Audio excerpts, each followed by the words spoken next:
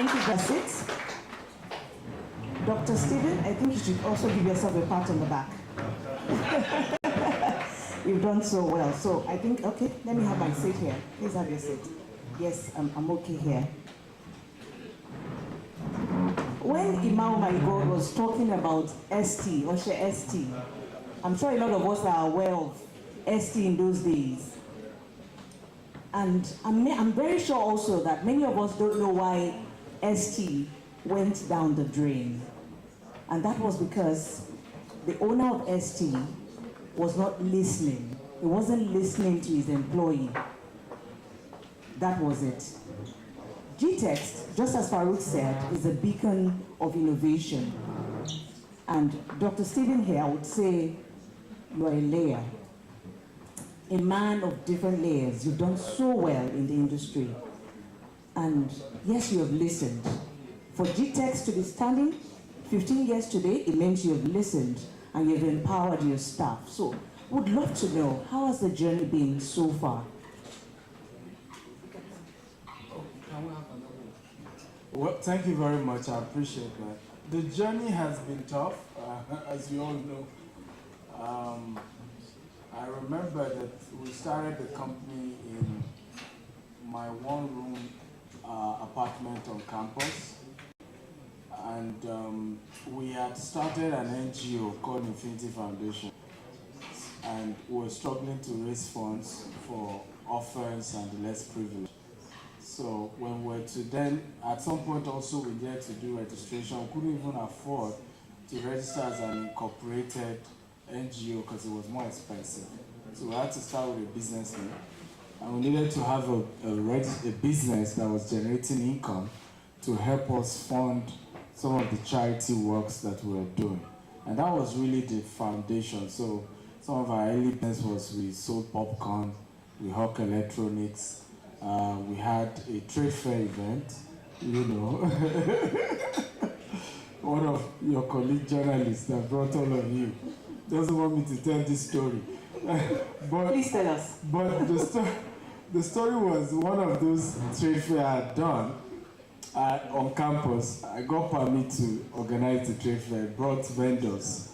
And the second day, the VC instructed that we should all get out of the place. And, you know, the narrative was that we didn't get permits. And we had the letter. I remember even having to go to meet the VC. I, you know, prostrated, had to beg him. I needed the money. I would use it to pay my school fees. You know, I mean, he just walked me out of his presence. And so now I had to go and confront more than 20 vendors who had paid and we had used their money to pay for canopy, to chairs. So it's not as if we have the funds to refund. So you have to defend the fact that the school claimed that they didn't have permits. You have to defend how do they get back their money. So I went back begging, some even locked my shirts. You know, they used to call me pastor then because I pastored on campus. Pastor, who are that? So I had to appeal, and then, you know, she was like a PA of some sort to me then. She was watching the whole drama, begged them, promised that when I do the next trade fair, I will allow them come, and they don't need to pay and all of those stuff. So on our way back home, she looked at me and said, let's face reality, you're not wired for business. You know. And she said it out of a good heart. She said, business is for sharks. You obviously are not a shark. You know, and it's either you eat someone or they eat you. And she didn't know how powerful that word was. It really hurt me badly. Because I went back and I thought, but I believe I'm on the right track. I believe I'm doing the right thing. And I believe business shouldn't be about eating anyone. The air is so wide, we can all fly, right? Only vultures have to compete for space. Eagles don't even struggle, right? And I'm happy that I've proven that fact 15 years later, that you can be good and you can do business and you can thrive. And I don't need to be an evil person, like she was saying. to succeed in business. But we've been through a lot. I'm actually glad that person said that thing to you. Yeah. Because that must have been what triggered you to go global, to go local. I'm not sure. Now. That was depressing. Anyways, you must have had challenges. And with that word, I mean, somebody locking your shirt, you didn't think of quitting? Or did you at any point think of quitting? Well, I do that probably every week up till now.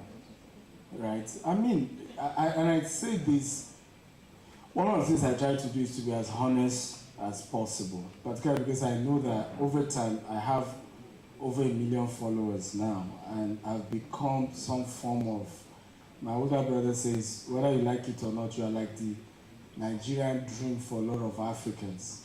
You know, and I didn't even realize how powerful that was until when I went to Kenya, and how much a lot of the Kenyans know me, and some have read my books, and were saying the same thing, that you know, we're happy to relate with somebody who made it not from politics, not from government contracts, but from ground up, and we're cited. But it's important to know that thought of quitting is a regular occurrence. You know, I mean, we have, Rugged Man is probably 30 years in music now. Quitting music, I'm sure, is probably a regular occurrence in his heart.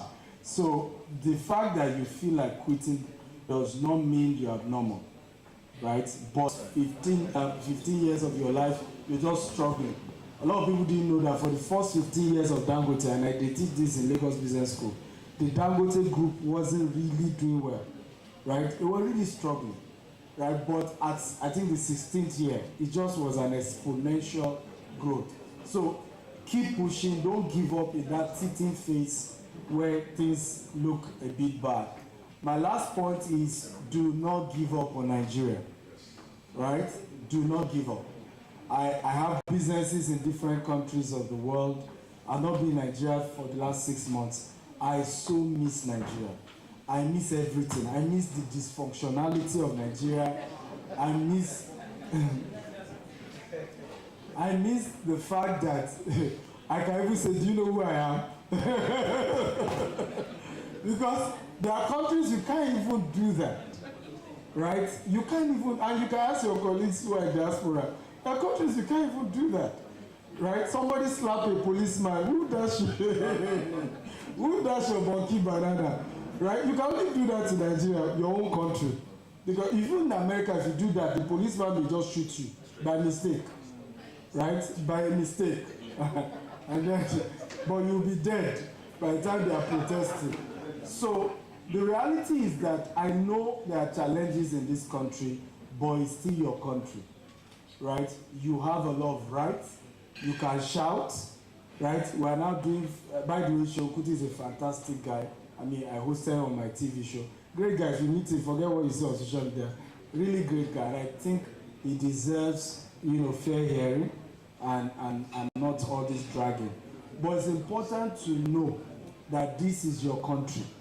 If anything happens, even when you are guilty, they can still say, free Shokuti, free Stephen Akitayo, because it's your country. There are some countries you misbehave, you disappear. Right? You will just disappear. Nobody will hear of you again. So this is your home. Tell your neighbor, this is my home. Come on, tell your neighbor, now tap them. This is my home. No shaking. Nobody's chasing me out here. This is my country, and we will make it here. You know, there's that statement that say, all die now. And honestly, I will tell you this, if there's one word you should take home, take that word home. It was when I decided that all die, now die. This country, we go make it. That was when we started shifting. And if you make up your mind that way as well, the doors will open. The big men that used to close their door, now they are the one reaching me. Right? I remember one day, a top billionaire in this country sent me a DM. And when he sent the DM, I had to scroll up. I've sent him several messages. Several. And you know, the first thing was, apologies. I'm just seeing the messages, and he now needed a favor. You know, and then be humble. Immediately, sir, consider it done. right? Be humble. Some of you say, when I was small and I needed your help, did you help me? Now you are coming to. Don't be petty, right? Be humble, be grateful, and be forgiving. God bless you all. Let's give him a round of applause. The take home, we must keep pushing as Nigerians, and we shouldn't give up on Nigeria. Thank you so much, Dr. Stephen Akintayo. Thank you so much for having us and listening to us. My name is Yemisi Landredo. Thank you.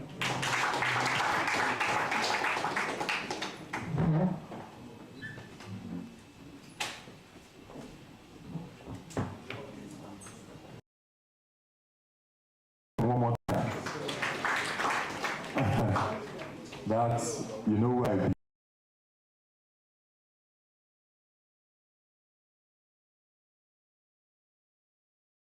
Jackpot, because by the time we travel, and I'm sure Rugged Man in the building, by the way, let's put our hands together for Rugged Man. Person like this, so I know say you know fit jackpot. I know this is your same story too. By the time we don't come up for Nigeria, don't they reach like 10 days? Your body go do something. Because see, I used to tell my wife, but now that I heard somebody else say it, I can say it.